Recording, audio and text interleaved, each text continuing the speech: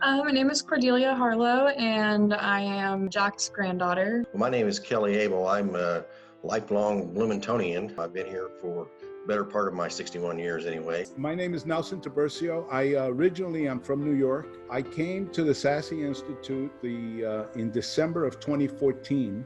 My first interaction with Jack was that December when I came to meet with the board of directors. Jack is on the board of directors of the Sassy Institute. The Sassy tool itself is substance abuse intervention. You know, our motto, in fact, is early intervention saves lives.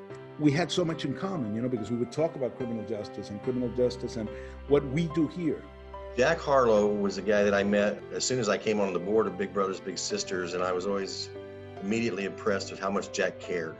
Jack is a guy that cares about the people around him, the people he's never met, the kids that are going to get taken away from whatever venue they're in, and he worried a lot about what was going to happen to those kids, and that came across the very first time he talked to Jack. Jack has always been the board's historian because he was in the room the day in 1973 that he and four other folks founded Big Brothers Big Sisters for Monroe County at the time. We're now South Central Indiana, so we include Owen County in that Monroe County group. So Jack was the guy. He was one of the first five people that started this group, and he's never left.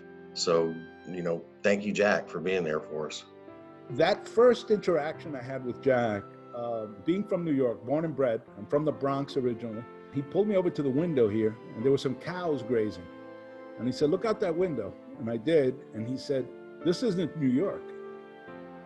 And I remember I said, "No, excuse my language."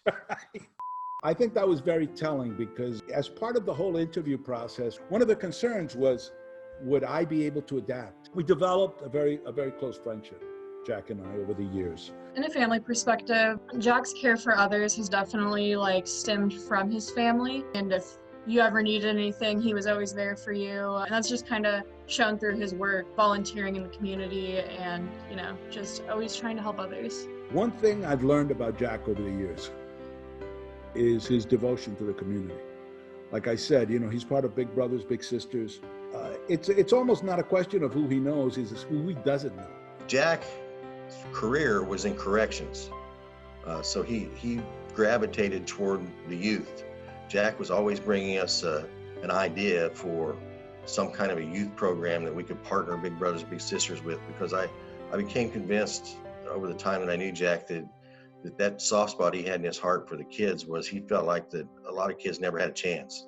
And if there was any way that he could help them have that chance, he was going to do it. And he didn't care who he drug into it, politicians, us, the banks, whoever he could talk into helping those kids, he was going to do it. So always been impressed by that. My job is a supervisor over a large company, but managing a group of volunteers is something entirely different. I will always be thankful for Jack's the guy that makes you think. He makes you not be reactionary. He wants you to be empathetic and understand the ramifications of what you're about to do for everybody in the organization, the kids, the staff, the board, everyone. So I'll always be thankful to Jack for that insight and help. My grandfather also influenced me so much in my life that I am pursuing a career in social work because it's something that he really showed me that was valuable to the community.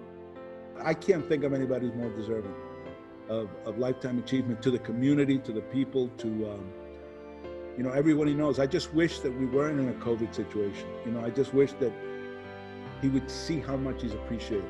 I just want to say that him getting this award really means a lot to our family and to him, just because he's spent many years, hours, days of time and dedication to the Bloomington community, and it's just a great way for him to be rewarded by being recognized.